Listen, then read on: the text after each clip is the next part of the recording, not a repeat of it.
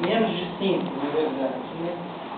E além disso, né, eu compreendo uma escassez também, e ainda maior, entre interlocuções entre esse campo do conhecimento sociológico escolar e esse próprio intercultural, à luz daquela corrente interculturalista. Praticamente eu, até onde eu pude chegar nesse levantamento, eu não encontrei nenhum estudo ou pesquisa. Bem, nesse trabalho eu proposiciono o seguinte: a construção intercultural do saber sociológico escolar é necessária ao desenvolvimento dos papéis da sociologia escolar. Papéis que são apontados pelas orientações curriculares nacionais e com outros nomes é apontado também por uma reflexão, né, desenvolvida pelo Otávio Iani nos anos 80, né, que são o estranhamento e a desnaturalização. O estranhamento nada mais é do que as colegas aqui, se eu não me engano, Bruna e Jéssica, né, ontem disseram, né, que é o processo de transformação do familiar em exótico, né? É o processo de problematização do que você vive, para que você possa ter uma compreensão diferenciada disso que você vive. Essa compreensão diferenciada que você vive pode te permitir você sair de um nível, de uma compreensão de senso comum, normalmente naturalizada, cristalizada, para uma concepção desnaturalizada. Como que é possível problematizar as experiências sociais e culturais, como muitas destas não são referenciais à construção do saber escolar e sociologia? Como é possível desnaturalizar as concepções de senso comum e questioná-las?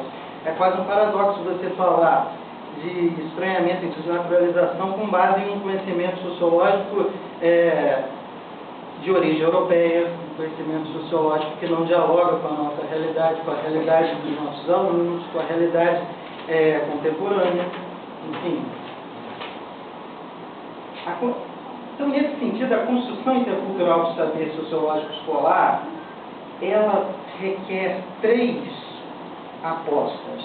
Ela que são o reconhecimento do caráter histórico e social das teorias sociais, o conhecimento exatamente disso. As teorias sociais, elas são teorias ocidentais, elas são teorias europeias, não são teorias necessariamente criadas para explicar todos os contextos sociais, todos os contextos culturais, mas só que a nossa realidade escolar lida com vários referenciais sociais, vários referenciais culturais, né? Interlocuções entre as teorias sociais, as experiências sociais culturais dos estudantes, portanto, elas são necessárias. Mas isso não é possível se não houver uma reestruturação forte, né, dos espaços, tempos e linguagens pedagógicas escolares. São várias as maneiras, né, em que isso pode ser conseguido, né? As orientações curriculares nacionais indicam 6 categorias, né, de recursos pedagógicos. Lá, uma delas são as visitações a museus. Você tem o caso da Raquel, né, que utiliza disso, né? Eu aqui trago um exemplo, né, de uma experiência que eu tive, né, num curso de especialização que eu fiz na UF, de ensino de História e Ciências Sociais, né, que foi uma visitação aos Museus do Folclore da República, no Rio, e que é possível, visitando museus de naturezas, né, tão diferentes, é possível ter um exercício semelhante, similar, próximo, né, ao que eu propus mais cedo, né? O Museu da República, ele tem um acervo de documentos legais, fotografias, coleções bibliográficas, esculturas, telas. As representações basicamente dão conta dos papéis dos governantes, das elites, na construção e hegemonia do Estado republicano brasileiro. Valores ocidentais modernos, como o progresso, a ordem, a racionalidade técnico-científica. Sim, são experiências que, com certeza, são experiências brasileiras, sim, mas não dizem respeito a todas as experiências sociais e culturais dos povos brasileiros, das culturas, né, que formam, né, o Brasil, né. No Museu do Folclore é possível ter um certo olhar sobre essas outras, né, experiências, né.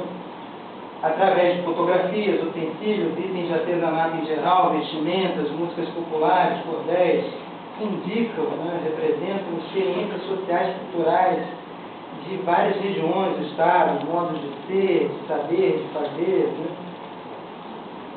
Questões são possíveis a partir daí, questões próximas a esse movimento de reconhecimento, né, do caráter histórico-social do conhecimento e também da promoção de interlocuções entre o conhecimento que se deve ensinar e as culturas dos estudantes. Né? Todas as experiências sociais e culturais populares brasileiras são abordadas no ensino de sociologia, por quê?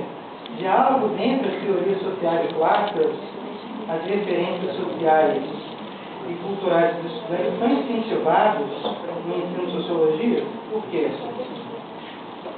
É claro que essa proposta esbarra em vários obstáculos, né? Falta de recursos materiais da escola. Claro que há escolas que têm condições, né?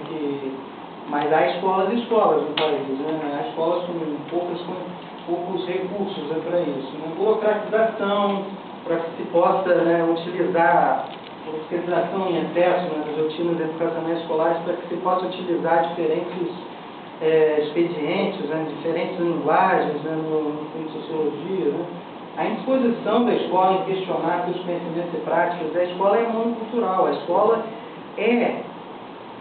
de certa maneira, ela é passada por uma concepção próxima à conteudista, né, de que ela tem que disseminar o conhecimento, mas que ela não se pergunta que conhecimento é esse e que esse conhecimento deve, de certa maneira, entrar num diálogo, né, com as experiências dos alunos, né, e que nela estão presentes. Né. E o predomínio, né, de um modelo tecnicista de formação docente, um modelo que prega, né, um modelo que é baseado numa realidade abstrata, né, numa escola abstrata, num aluno abstrato, que forma, né, professores através dessas concepções, mas quando os professores, esses licenciados, quando eles chegam, né, no magistério, eles esbarram numa realidade completamente diferente, uma realidade que de uma pluralidade de culturas e de uma necessidade de um diálogo, de uma construção mútua dessas culturas. Né? Mas os professores não foram preparados, né, na formação para isso. Né? Como considerações finais, eu sintetizo, né, que...